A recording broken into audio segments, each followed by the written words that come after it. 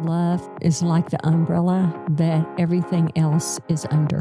Power never serves love. It's always the other way around. Love first, and then there's power in that. I'm Susan Goss, and as a seasoned therapist of more than 15 years, I'm honored to have had the opportunity to gain so much wisdom from so many people and love passing that knowledge on to others. So join me and some of my favorite friends as we share some tangible truths with you. Hey guys, welcome back to the Tangible Truth Podcast. It's February. Wow, already 2026. I cannot believe it. But what I can believe is Steve Goss is with us for the month of February. Hello, Susan. At least for a couple of sessions, I got to have you, right? Yes. Okay. So, Steve, thank you so much for joining us. We always love having you. My pleasure. So this month is a month of love, is what they normally say for February. And so we're going to jump on that, but we're going to go for the first couple of episodes, at least, a little bit deeper meaning of love. And I'm excited to share that with you. It's why I ask you, because you're my husband for one thing, but for another reason, we've done so much life together. I love it that we're going to be able to talk about this topic. We have read a book together that has been so powerful, meaningful, purposeful in our spiritual formation and life. We've done it with our community group. It's just been a very meaningful book. It's called The Familiar Stranger, and we've really loved it. Yes. We read it some time ago, but we are going to bring it back up. It's by Tyler Staton, Staton. Yes. It's got a chapter in it called The Way of Love. Mm-hmm. And I thought, well, that's a perfect title, The Way of Love, for the month of February, wouldn't you think? Yes. And his approach is just exactly the direction that I wanted this podcast to go, The Way of Love. Love is like the umbrella, if you will, I would say, that everything else is under. Yeah, great way to put it. Thank you. That's a great way to put it. And that didn't come out of the book either. That just came directly from you. It didn't. So I think God just gave me that because it does. Everything else is under love. Yes. Well, it's just like the other day we were driving by that marquee at the church and you said, I usually like what it says on their marquee out front, and you had missed it. And I said, well, it said, you can give without loving, but you can't love without giving. It's so true. Yeah. It's really true. And, there's so many scriptures that we can pull and talk about. But one of the scriptures that came to my mind was, we're to love our God with all of our heart, with all of our mind, with all of our soul, and with all of our strength. And it's the greatest commandment. When asked of Jesus, what is the greatest commandment, Jesus? This is what he said. Then he said, and the second is this, love your neighbor as yourself. And the central theme of both of those is love. How do you love me? Well, he tells us with all your heart, with all your mind, with all your soul, and with all your strength. Then the second is to love your neighbor as yourself. And then 1 Corinthians 13 is a huge chapter on love. Huge chapter on love. Yes. And so where do you want to start? Well, when you first asked me to do this and I thought, it's going to be in the month of February, I thought, she is setting me up somehow here. I'm going to be in trouble. But first of all, even though, it's not February just yet when we're recording this, but tomorrow's your birthday. So happy birthday, Susan. Well, thank you. Yeah, happy birthday. And then Valentine's Day is right behind it, which, guys, if you get any reminders at all of how you might do things, this one's one that works for me. It's like, okay, I go buy Susan a birthday card at the end of January and I get my Valentine's card at the same time. Oh, okay. And then I can always say, Susan, I've already gotten your Valentine's card because I know I beat her to it that way. Oh, so, yeah. And anyway, he says that every year. Every year I say that. That's right. Works out great. But anyway, it is a month where there's a lot of romantic love that's highlighted. But that there's just an underpinning in addition to that umbrella over.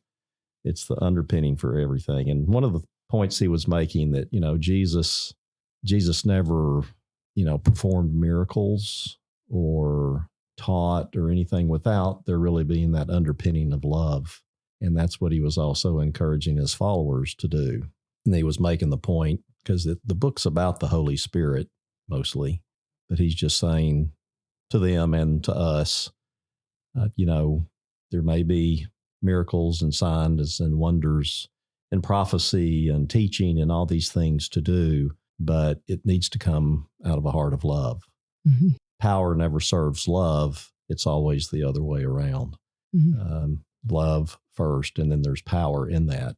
And he talks about how we kind of live in community with each other. It's at least that's the best way of loving, is in community with others, not isolating ourselves, Mm-hmm. that we can have a tendency to do in today's age and times. Mm-hmm. And social media influences. It's easy to hide somewhere. Mm-hmm. And you could be doing a lot of spiritual disciplines, but if you're not really kind of honing love through the Holy Spirit with others, you're probably cutting yourself short and not getting the full manifestation of what Jesus wants you to become and how he wants you to love over time. That's a great point, because 100% true that we can't grow as Christ would have us to grow in isolation. And that is part of going back to the great commandment, love me with all your whole heart, soul, mind, and strength. And part of that great commandment is, and to love your neighbor as yourself. And that is in community, right? Because we can't do love your neighbor as yourself in isolation. And abide in me as I abide in you. In 1 Corinthians 13, we can't allow God to work in and through us and really understand and grow and allow him to work through us with 1 Corinthians 13 in isolation. Because if I'm going to be patient with you as my husband, God's got to do that through me. I can read 1 Corinthians 13. I can memorize 1 Corinthians 13. But if I'm isolating and alone, all that is memory work. That's all that is. Right. But to act it out, wow, that's hard. Yes. That's really hard. Right. So that's an act of the Holy Spirit within me for love to be kind, love to be patient, love to be all of the things that 1 Corinthians 13 asks. That requires God through me. And it's not that you are not one of the greatest men I've ever known, but in relationship, there are hard things that come up in relationships. It doesn't matter who it is. And in February, you were saying for you and I, it is a romantic thing, but there are many that are not in relationship in a romantic way. It's friendships. It is if you're not married, if you're single. Like I said, friendships are if you're family, if you're, with your children, if you're coworkers or whatever, you are in relationship. It's community. It will be hard. But it can be a wonderful experience as well, grown out of conflict at times as well. I mean, you're one of the best horticulturists I've ever seen. You're a doctor, but you're also a horticulturist. And I have seen you out there, plowing and working the ground, and it is hard to do. And the outcome of the most, that my favorite flower is a tulip. And I've seen the most beautiful tulips ever produced from that hard soil. And that's like our relationships. Yeah, tulips, my favorite to grow. Great. Actually, kind of before I ever knew you loved tulips so much. Now you just spoiled that for me. I thought you just did that for me. Yeah, but since I keep planting them all the time, there's one that I said always reminded me of you. But, that horticultural, thank you, that's a high compliment. And it is. And it's too high a compliment. But no, it's not true. I just go dig in the soil and plant stuff, and some of it dies and some of it does well, so. But it can be frustrating because I grow weeds better than anything, so, how you deal with that. I think you think about the fruits of the Spirit. Mm-hmm. Love, joy, peace, kindness, gentleness, self-control, those things. Yeah, forbearance. Yeah, it's hard. Like you mentioned, it's hard to really develop those fruits without other people. Definitely. Yeah. And you need to be around people that are maybe a little bit, out of your normal circle to be able to do that. And being with, if you're with enough people, there's going to be someone that may irritate you from time to time, or you may love a lot, or whatever. But, to keep interacting with them, and depending on the Spirit and Jesus to kind of develop those fruits inside of you. I think, that's kind of the ultimate love over time. 100%. I've got a great quote that I think fits here, and it is from the book Sacred Attachment by Michael John Cusick. It says, there are two kinds of Christians, list makers and storytellers. Answering one question reveals the difference. What does it take to be a Christian? List makers will talk about doctrines you must believe or commandments you must keep. As long as you believe the right things or do the right things, that's what makes you a Christian. Storytellers, on the other hand, will say, let me tell you about my grandmother. That's when I lean in, because I find the art of Christian living far more compelling than a theological argument. It didn't used to be that way, though. When I was a young man, I relished the opportunity to jump into the middle of doctrinal scrums over Christian beliefs. But these days, I'd rather hear about an embodied faith, a story that must be imagined to be believed. And that quote was from Rodney Reeves. Isn't that a great quote? It is, yes. It's more about an embodied faith. What you've lived is a life well lived in the faith that you believe. It's others seeing Jesus in you.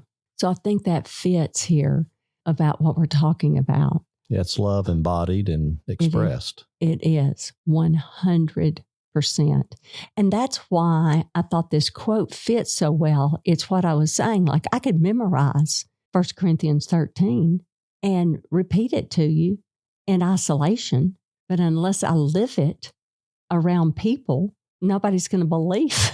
Nobody's going to believe or see Christ ever in me, that he's made a difference in my life. The testimony is Jesus in me lived out.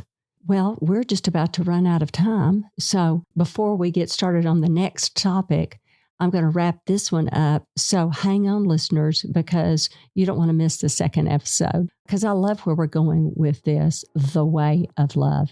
Thanks, Steve. You're welcome. Okay, bye-bye.